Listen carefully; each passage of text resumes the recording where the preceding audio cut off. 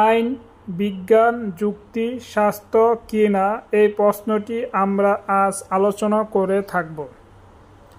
মানুষের জীবনের সঙ্গে আইনের সম্পর্ক অবিচ্ছেদ্যভাবে যুক্ত আছে। জন্ম হতে মৃত্যু পর্যন্ত জীবনের প্রত্যেকটি অংশে মানুষকে আইনের শাসন মানতে হয়।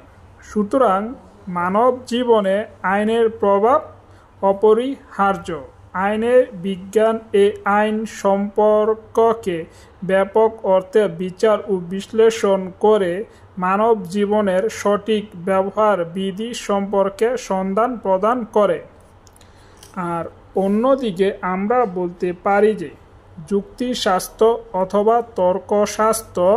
তর্কশাস্ত্র যুক্তি দ্বারা সব কর্ম করে থাকে, অথবা ওইভাবে নকশা এঁকে চলে যার মাধ্যমে মানব জীবনের সকল পরিমাপ অথবা নিয়ন্ত্রণ সম্ভব হতো না।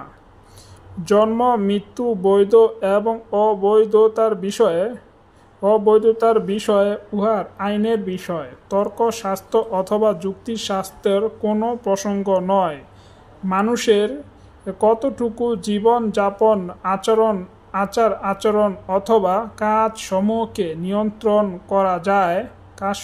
নিয়ন্ত্রণ করা যায় সেই লক্ষ্যে আইনবিদ্যার বাস্তবমুখী পরিকল্পনা ভিত্তিক আইন কানুন প্রণয়ন করা হয়। তাই তর্কশাস্ত্র অথবা যুক্তিশাস্ত্রকে আইন বিজ্ঞান হিসেবে ধারণা করাতে আমরা পারি না।